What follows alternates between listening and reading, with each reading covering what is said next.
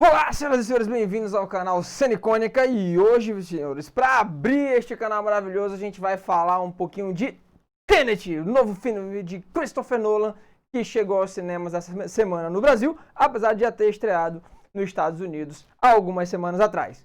Galera, é o seguinte, estamos aqui inaugurando o canal e vamos abrir com o quadro chamado Isso Não É Uma Crítica, tá?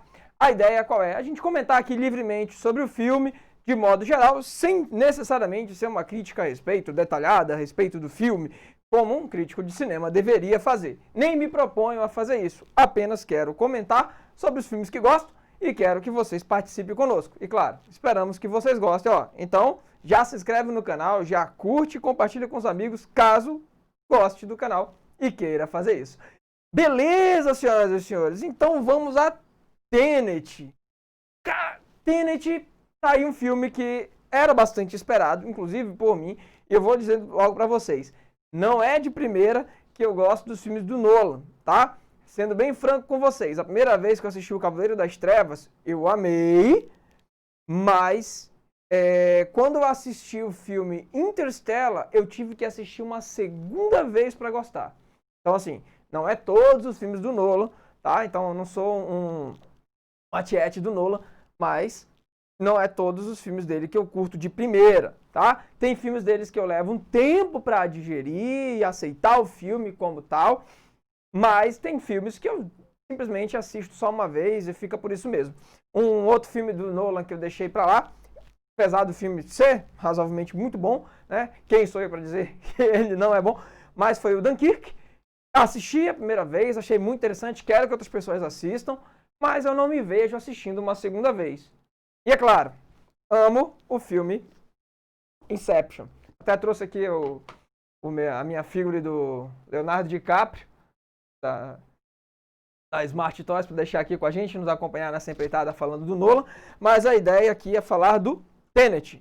E tá aí um filme que quando eu assisti pela primeira vez, eu já me encantei. Mas eu já saí do cinema louco querendo assistir pela segunda vez. Tá? Eu assisti, inclusive, agora, domingo, né, no dia 1º, e aí no dia 2 eu quero assistir, e voltei ao cinema imediatamente para assistir. Detalhe, nem com Inception eu passei tão pouco tempo para voltar a assistir. Inception eu levei uma semana para assistir a segunda vez, e eu gostei de primeira do Inception, não me entenda errado, mas Tenet, realmente eu saí do cinema já alucinado com a ideia de tentar entender o filme, de tentar compreender o que tinha acontecido. E digo mais, para você que não entendeu muito bem o filme, não tenho aqui a vontade ou a necessidade de te explicar o filme. Isso aí eu deixo para o próprio filme fazer para você. Mas a ideia, senhoras e senhores, é que o filme dá para ser apreciado mesmo sem ele necessariamente ser tão bem digerível, né? Mas assim, entendo, o filme é muito bom. Eu gostei muito da narrativa, achei muito interessante os efeitos visuais que o Nolan gosta de colocar, e eu achei muito incrível as coisas reversas, né? Aliás, diga-se de passagem, esse vídeo vai conter spoiler. Vai conter spoiler, tá? Se você não assistiu o filme, nem deveria estar aqui. Vai lá assistir, depois você volta aqui e comenta aí nos comentários o que você achou do filme também. Mas detalhes, senhoras e senhores, olha só que interessante. Quando eu assisti pela segunda vez, eu pude dar mais atenção aos detalhes de quem estava revertido no filme. Quem assistiu sabe do que eu estou falando, tá? A quem estava revertido, eu não dei tanta atenção da primeira vez, eu não consegui compreender muito bem o que estava acontecendo, aquela dinâmica, como é que foi aquela batalha, o porquê, mas já na segunda vez já ficou bem mais claro, porque eu realmente foquei a minha atenção em quem estava revertido para tentar entender as coisas. Inclusive, adorei o detalhe da parte do retrovisor do carro do David Washington aí, que ele não tem nome, só é chamado de protagonista, tá? Que ele já pega o carro para dirigir, já está com o espelho quebrado, ou seja, já mostrando que está dentro de um ciclo. Então, assim, eu achei fantástico. Os detalhes que você tem que ver desde o início do filme valem muito, muito a pena, muito a pena. Então, é o tipo de filme que você tem que assistir 1, 2, 3, 4 vezes. Para entender o filme? Não, para apreciar o filme. Para apreciar o filme, tá? Então, assim, se você não assistiu Tenet, vai assistir porque é um filme que vale muito, muito a pena. Tá certo? Bem, essa é a minha opinião sobre o filme, mas ainda assim eu quero trazer para vocês uma outra coisa aqui que eu acho interessante de comentar. todo filme que envolve, de certa forma, a viagem no tempo, eu gosto de fazer um exercício mental de imaginar como foi a primeira vez que tudo aquilo aconteceu. E detalhe, eu sei que no filme eles falam que o que aconteceu já aconteceu e não há o que mudar. Mas ainda assim, eu gosto de fazer um exercício mental de tentar imaginar como foi a primeira vez que tudo aquilo aconteceu. E aí, assistindo pela segunda vez ontem, eu já consegui pegar alguns traços e, é claro, vai ficar aqui em aberto esse exercício mental. Você pode acrescentar aí, quem sabe vem um vídeo parte 2. Não sabemos, o canal está começando agora. Mas se vocês comentarem e quiserem, ó, a gente faz aí uma parte 2 complementando as coisas que vocês conseguiram perceber no filme para a gente complementar essa ideia e quem sabe fazer até depois um outro videozão completão com essa ideia formada aí, né? Com essa hipótese de como teria sido a primeira viagem, tá? Então, olha lá. O que eu elaborei aqui, assistindo o filme 2 vezes? Pensei o seguinte. Primeiramente, a Terra foi destruída aí pelas calotas polares que derreteram. E aí o nível do mar subiu. E a população no futuro teve escassez de comida, de tudo, etc. Uma certa cientista desenvolve uma máquina chamada algoritmo, que é capaz de reverter o fluxo temporal do mundo inteiro. E isso é importante vocês entenderem, porque existe a catraca que reverte o fluxo temporal de coisas, de objetos, de pessoas, e existe o algoritmo, que é aquele trambolho que eles usam lá como uma espécie de Horcrux, que a doutora, por alguma razão, dividiu em 9 partes e usou a catraca para enviar para lugares diferentes no mundo, no passado, tá? Mas esse algoritmo é capaz de reverter o fluxo temporal do mundo inteiro, fazendo com que o mundo pudesse voltar a ter as suas reservas. E as pessoas lá no futuro tentam juntar esse algoritmo justamente com esse intuito para fazer o fluxo temporal do mundo voltar, tá? Então, realinhando aí, a gente tem o mundo se acabou, aí as poucas pessoas que sobreviveram, tem a pessoa lá que desenvolveu o algoritmo, já existe a catraca, isso é importante você perceber, tá? E se eu estiver enganado, a gente muda aí no próximo vídeo. Aí, não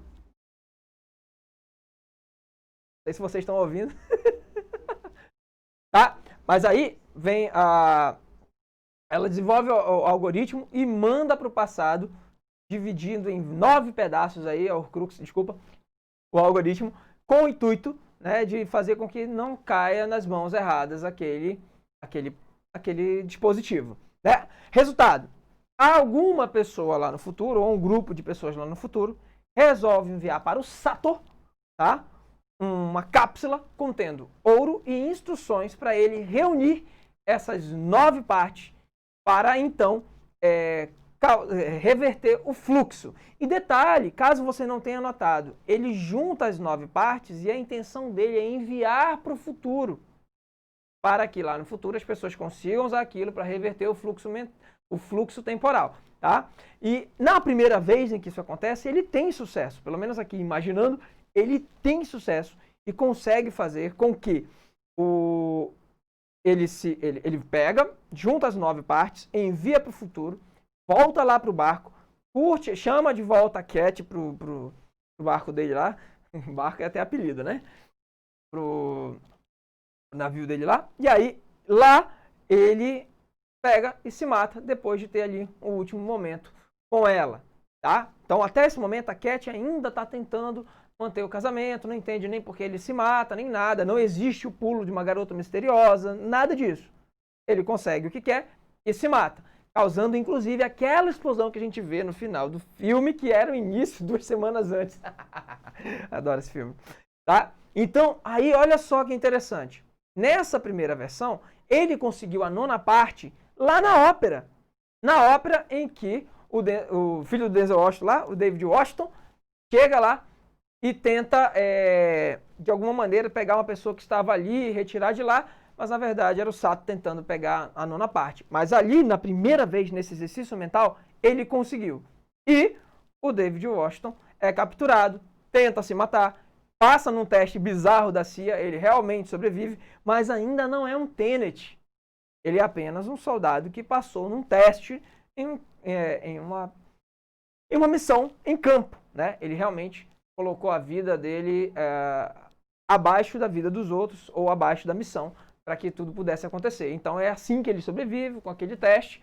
E aí acontece tudo, a explosão lá naquele lugar, sem interferência de ninguém, no máximo a CIA tentando investigar. O próprio, imagino até que o próprio Davi seja enviado para investigar o Sator pela CIA, né? Mas eles não conseguem impedir nada e tudo vai se encaminhando para repetir o processo até que o próprio protagonista, né, o David Washington, resolve se reverter na catraca e até um ponto em que ele é capaz de montar o Tenet, e é aí que começa o ciclo do filme, tá? Então, assim, eu não estou tentando fugir aí do